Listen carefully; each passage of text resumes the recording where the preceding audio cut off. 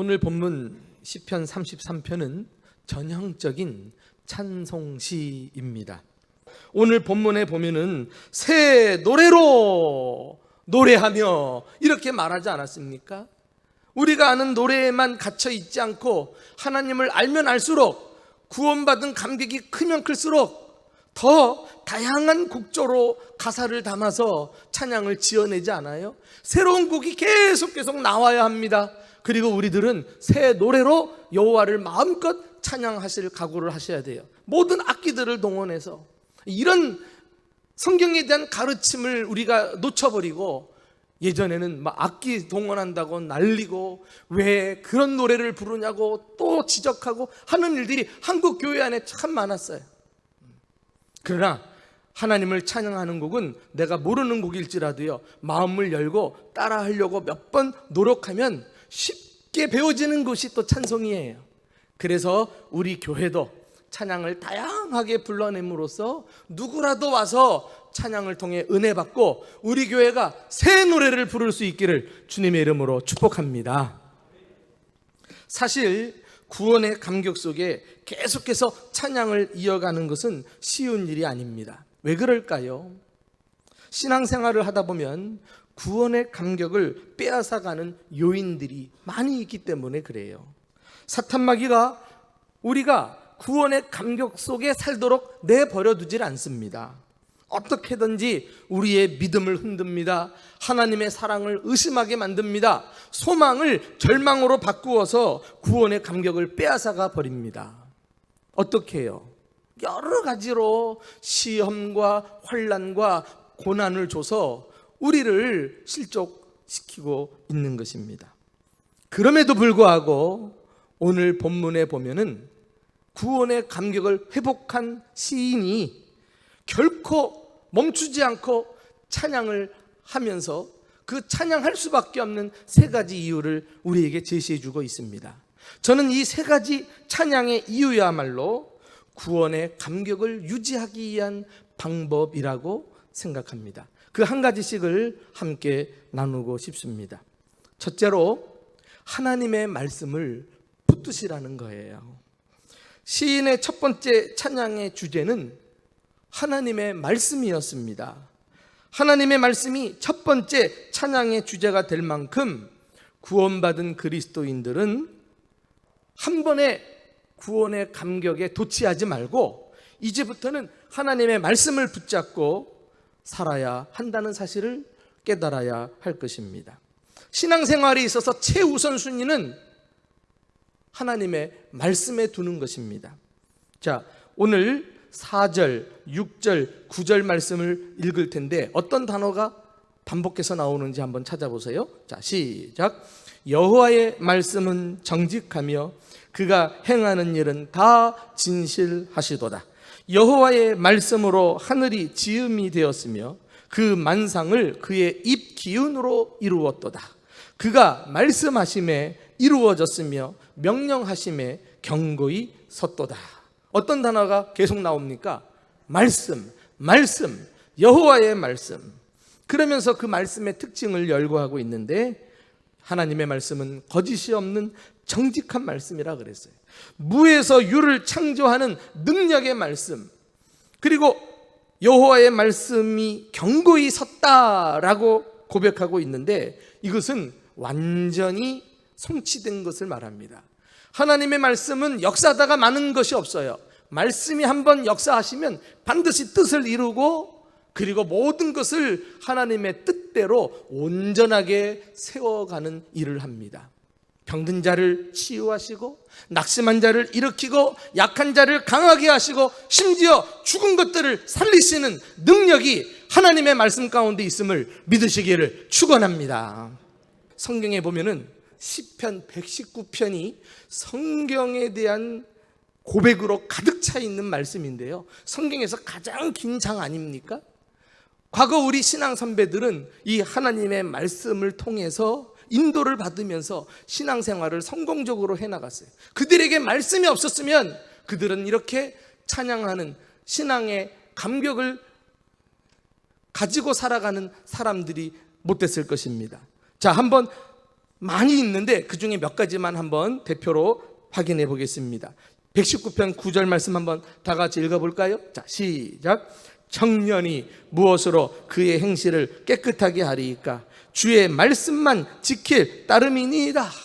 젊은이라도 하나님의 말씀을 지키면서 죄의 유혹을 뿌리치고 말씀을 따라 몸과 영혼을 깨끗하게 할 수 있다는 거 아니겠어요? 또 50절 말씀도 다 같이 읽어보겠습니다. 시작. 이 말씀은 나의 고난 중에 위로라. 주의 말씀이 나를 살리셨기 때문이니이다. 여러분, 이런 고백은 앞서 콩고 선교사님의 고백이기도 할 것이라고 생각을 해요. 참 사형 선고를 받은 것 같은 절망스러운 상황 속에서도 말씀으로 위로를 받고 그 말씀이 역사해서 그를 다시 살려낸 줄 믿습니다. 이 말씀이 고난 중에 나의 위로라. 이 말씀이 나를 살리셨기 때문입니다. 여러분, 이 시인만이 아니라 그 콩고 선교사님만이 아니라 오늘날 말씀을 사모하고 말씀을 통해 위로받기를 원하는 성도 여러분들에게도 살리시는 역사가 있기를 예수님의 이름으로 축원합니다.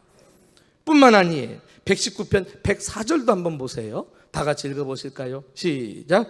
주의 법도들로 말미암아 내가 명철하게 되었으므로 모든 거짓 행위를 미워하나이다. 하나님의 말씀으로 지혜를 얻어서 명철하게 됩니다. 그래서 분별력이 생겨가지고 악을 미워하고 죄를 분별하고 그래서 유혹을 받지 않는다는 것이에요. 이것도 말씀의 힘으로만이 가능한 것 아니겠어요? 그리고 마지막으로 165절도 한번 살펴봅시다. 자, 시작. 주의 법을 사랑하는 자에게는 큰 평안이 있으니 그들에게 장애물이 없으리로다. 아멘. 정말 큰 환란이 나를 집어삼키려고 다가오는데 무슨 수로 우리가 평안을 누릴 수 있느냐 말이에요. 그러나 말씀 보니까 주님의 법을 사랑하고 그 말씀을 즐겨 읽고 듣는 사람에게 하나님은 평안을 부어주셔가지고 장애물들을 거뜬히 뛰어넘어가게 하신다는 거 아니겠어요? 알고 보니까 하나님 말씀 속에 우리가 신앙생활 하는 데 있어서 모든 필요한 자원들이 다 담겨져 있는데 이 말씀을 제쳐두고 어떻게 성공적인 신앙생활을 하시려고 그래요? 바라기는 구원의 감격을 하나님 말씀 속에서 찾고 그 말씀 속에서 믿음을 끝까지 지켜나가는 동안에 날마다 주님을 찬양하는 저와 여러분 될 수 있기를 예수님의 이름으로 축원합니다. 두 번째, 구원의 감격을 계속해서 유지하시려면 하나님의 통치하심에 맡기셔야 합니다. 시인은 말씀에 이어서 하나님의 통치를 주제로 찬양을 합니다. 자, 12절부터 14절 말씀 함께 우리도 읽어보실까요? 시작. 여호와를 자기 하나님으로 삼은 나라 곧 하나님의 기업으로 선택된 백성은 복이 있도다. 여호와께서 하늘에서 굽어보사 모든 인생을 살피심이요 곧 그가 거하시는 곳에서 세상의 모든 거민들을 굽어 살피시는 도다. 여호와를 자기 하나님으로 삼은 나라, 무슨 뜻입니까? 하나님을 왕으로 인정하고 그분의 주권과 통치를 받아들이는 나라를 의미합니다. 만왕의 왕 중에 왕이신 하나님은 이 땅의 모든 나라와 민족을 다스리고 계십니다. 어떻게 다스리십니까? 조금 전에 읽었던 13절, 14절, 15절 보니까 매 구절마다 굽어 살피신다 이런 단어들이 나오고 있는데요, 이것은 매우 자상하게 사랑으로 돌보고 계시는 것을 말해요. 마치 운동장에 수많은 아이들이 뛰어놀지만은 부모는 바로 자기 자녀들을 찾아냅니다. 그리고 그 자녀들이 혹이라도 잘못될세라, 넘어질세라, 다칠세라 그 아이들을 따라가면서 주목하잖아요. 이게 무슨 힘으로 가능할까요? 그만큼 사랑하기 때문에 자기 자녀를 굽어 살피는 거예요. 여러분, 하나님께서는 만왕의 왕이심에도 불구하고 자기 백성들과 그리고 우리 한 사람 한 사람을 세밀하게 살펴주시고 어떤 상황에서도 구원의 감격 속에 살아가도록 날마다 은혜를 베푸심을 믿으시기를 축원합니다. 도대체 그리스도인은 어떤 사람이에요? 주님을 안 믿는 사람하고 다른 점이 무엇일까요? 그리스도인은 하나님의 통치와 주권적인 섭리를 믿는 사람들 아닙니까? 세상이 불의하게 돌아가고 악인들이 득세하고 못마땅한 일들이 내 주변에서 전개되고 그래서 의인이 고통을 받는 상황 속에서도 하나님은 여전히 세상을 다스리고 계신다. 하나님의 주권과 그분의 섭리에 내어 맡기면서 살아가는 것이 그리스도인인 것입니다. 기어코 하나님은 당신의 공의대로 악인들을 심판하실 것입니다. 그리고 의인들에게는 하나님의 선하심을 따라서 갚아 주실 것입니다. 이런 확신이 있을 때 우리는 구원의 감격 속에서 살아가는 것입니다. 이 시인의 확신을 한번 좀 들여다보세요. 우리 10절 11절 말씀 한번 보시기 바랍니다. 같이 읽어봅니다. 시작. 여호와께서 나라들의 계획을 폐하시고 민족들의 사상을 무효하게 하시도다. 여호와의 계획은 영원히 서고 그의 생각은 대대에 이르리로다. 이 두 가지 계획이 나오잖아요. 세상 나라의 계획은 작정, 그리고 일을 진행해 나가는 것을 말합니다. 이 세상 나라의 작정은 쉬세하고 말 거예요. 그리고 사라지고 없어집니다. 그러나 오직 하나님의 계획만이 당신이 뜻하시고 작정하시고 그것을 실행에 옮기실 때 끝까지 그 작정하신 바를 이루시고 견고히 세워 나가시는 것입니다. 이것이 하나님의 주권적인 섭리가 아니겠어요? 다윗 왕이 아들 압살롬의 반역으로 급히 왕궁을 빠져나가서 도망가는 신세가 되었습니다. 그때 사울의 친척 시므이란 자가 다윗을 쫓아오면서 다윗과 그와 함께한 일행들을 향해 돌을 던집니다. 그리고 저주를 쏟아붓습니다. 사울의 가문을 불행하게 만들고 왕이 되더니 꼴 좋구나. 내가 이제야 그 벌을 받는구나. 그 말을 들었던 다윗 옆에 있던 아비새라는 신복이 내가 쫓아가서 저놈목을 베어오겠습니다. 그랬을 때 다윗이 한 말이 바로 하나님의 이 통치를 믿는 사람의 고백이었어요. 뭐라고 말한 줄 아세요? 사무엘하 16장 10절 이하에 나오는 대목인데 한번 다 같이 읽어봅시다. 시작. 왕이 이르되 그가 저주하는 것은 여호와께서 그에게 다윗을 저주하라 하심이니 내가 어찌 그리하였느냐 할 자가 누구겠느냐 하고 여호와께서 그에게 명령하신 것이니 그가 저주하게 버려두라. 여기까지만 일단 볼까요? 자, 우리가 다윗의 고백 속에서 무엇을 찾아냅니까? 지금 자기 앞에 되어지는 모든 일은 여호와께서 행하신 것이니 하나님이 이 모든 일의 주체이심을 믿고 하나님께서 나에게 행하신 일임을 받아들이는 다윗의 믿음을 보게 됩니다. 철저하게 하나님의 주권신앙을 인정하는 거예요. 그리고서 그 다음에 다윗이 한 말을 보십시오. 계속 그의 믿음은 고백을 통해 나타납니다. 자, 시작. 혹시 여호와께서 나의 원통함을 감찰하시리니 오늘 그 저주 때문에 여호와께서 선으로 내게 갚아 주시리라. 할렐루야. 그리고는 하나님의 통치하심에 자신을 맡겨요. 하나님은 나를 지금 감찰하실 것이다. 내가 이 원통한 일을 하나님은 알고 계신다. 감찰한다는 게 뭐예요? 조금 전에 우리 본문에서 읽었던 굽어 살피신다는 말이거든요. 다윗은 하나님이 지금 이것을 내려다보고 계신다. 나의 상황을 아신다. 그리고는 내가 받은 저주 때문에 하나님은 선으로 바꾸어 주실 것이다. 할렐루야. 이런 하나님의 작정과 하나님의 뜻은 반드시 성취될 것을 믿고 믿음으로 어려움을 감당해 나갔던 것입니다. 여러분, 저와 함께 우리가 도달해야 될 믿음의 수준이 바로 다윗의 고백이 아니겠습니까? 우리 입에서 이것은 하나님이 행하신 일이다. 하나님이 나를 굽어 살피신다. 하나님이 선으로 바꾸어 주실 것이다. 이렇게 고백할 때 사탄 마귀가 우리를 흔들 수도 없고 어떤 환난과 시험이 와도 우리는 쓰러지지 않고 거뜬히 견뎌낼 수가 있는 것입니다. 바라기는 역사의 핸들을 손에 쥐시고 세상 나라를 통치하실 뿐만 아니라 자기 백성들 한 사람 한 사람을 굽어 살피시고 선한 길로 인도하시는 하나님을 의지하고 날마다 구원의 감격 속에 찬양하며 살아가는 저와 여러분 되시기를 예수님의 이름으로 축원합니다. 마지막 세 번째로 구원의 감격을 계속해서 유지하시려면 하나님의 구원하심을 바라보셔야 합니다. 시인의 찬양은 이제 마지막 주제에 이르렀습니다. 하나님의 통치를 믿는 사람으로서 하나님의 구원을 바라보며 찬양하고 있는 것입니다. 바로 다윗이 그리했어요.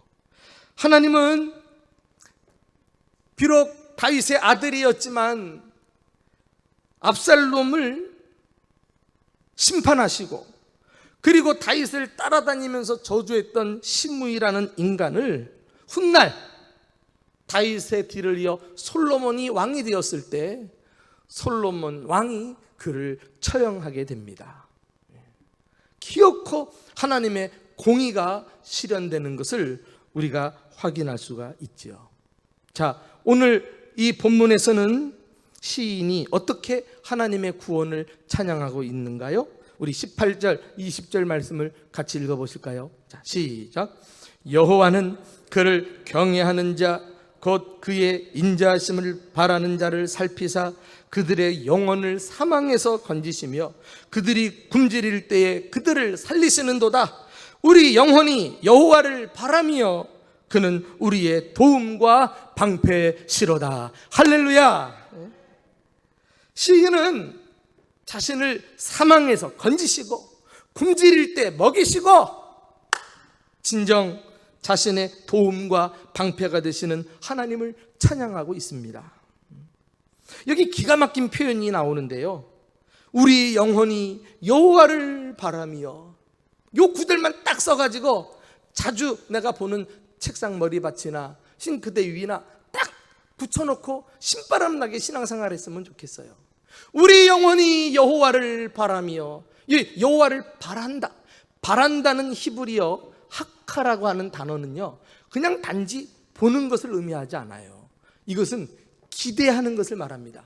그리고 기다리는 것을 의미하고 있습니다. 한마디로 단순한 믿음이 아니라 적극적인 믿음의 자세라고 할 수 있습니다. 그리스도인들은 그냥 하나님을 믿는 사람들이 아니라 하나님을 기대하면서 믿는 사람임을 기억할 수 있기를 주님의 이름으로 축원합니다.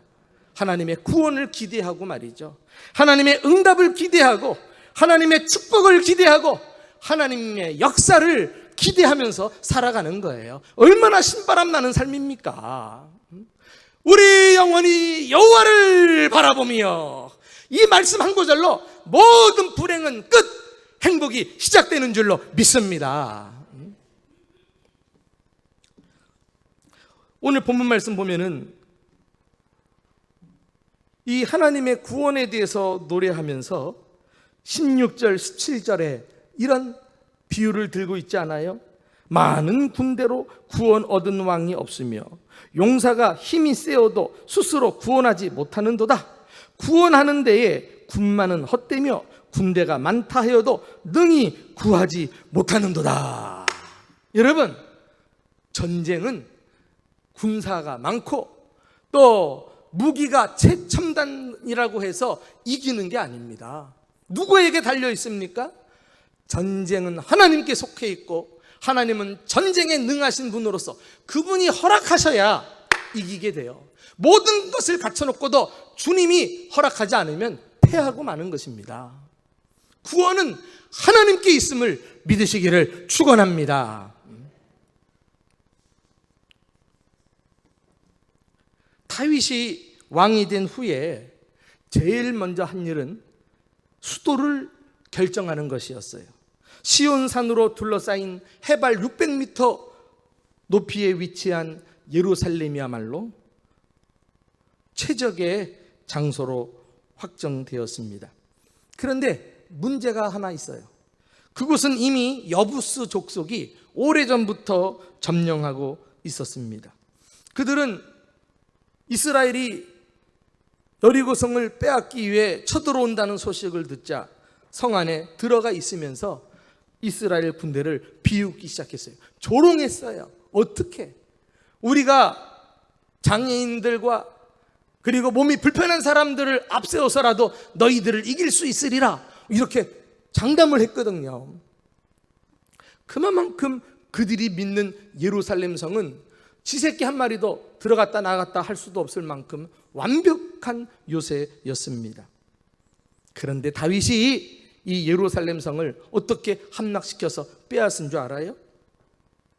다윗은 무모하게 달려들지 않았어요. 그러다가 우연히 예루살렘으로 들어가는 길을 찾아냅니다. 그 길이 바로 수로예요. 수로를 발견한 거예요. 이 수로는 성 밖에서 성 안으로 물이 흐르도록 만든 좁은 비밀 통로였던 것입니다. 바로 다윗이 이 수로를 통해 가지고 군사들을 비밀리에 잔입시켜 가지고 여부스를 물리칠 수 있었던 것이에요.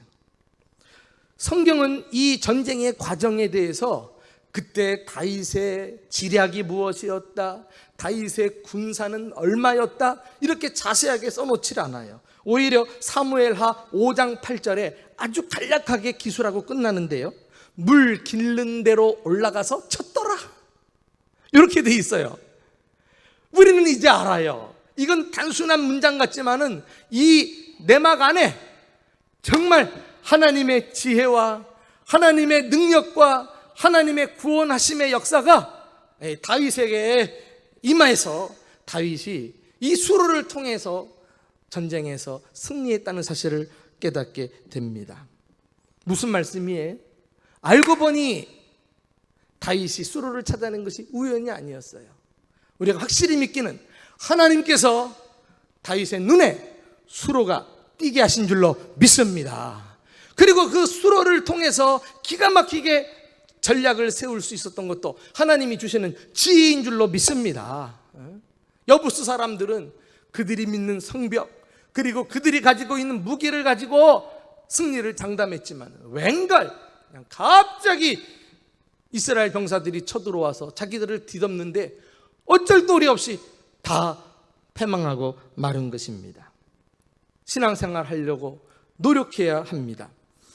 고린도전서 2장 9절 말씀 가서 보시면은 하나님께서 주님의 구원하심을 믿는 사람들을 위해 예비하신 축복이 얼마나 큰지를 설명하는 구절이 나오는데, 이 구절을 읽을 때마다 저는 막 너무 감동이 와요. 한번 다 같이 읽어보실까요? 자, 시작. 기록된 바 하나님이 자기를 사랑하는 자들을 위하여 예비하신 모든 것은 눈으로 보지 못하고 귀로 보지 못하고 마음으로 생각하지도 못하였다 함과 같으니라. 할렐루야. 혹시 이 가운데 여러 가지 어려운 일로 낙심해 있는 사람들, 절망하고 좌절해 있는 사람들, 하나님의 구원하시는 역사가 귀로 듣지 못하고 눈으로 보지 못하고 사람이 마음으로 생각하지 못하는 엄청난 축복이 예비되어 있음을 믿음으로 받아들일 수 있기를 예수님의 이름으로 축원합니다. 그래서 우리 공동체를 이루는 모든 성도들은 정말 신앙적인 말, 적극적인 믿음의 자세를 가지고 힘을 보태서 함께 주님의 일을 감당할 수 있는 공동체가 되어야 하겠습니다. 무엇보다도 하나님의 통치하심에 맡기십시오. 그리고 하나님의 구원하심을 기대하시면서 나에게 선한 결과로 이끄시는 주님을 날마다 찬송하고 살아가는 저와 여러분 되시기를 예수님의 이름으로 축원합니다.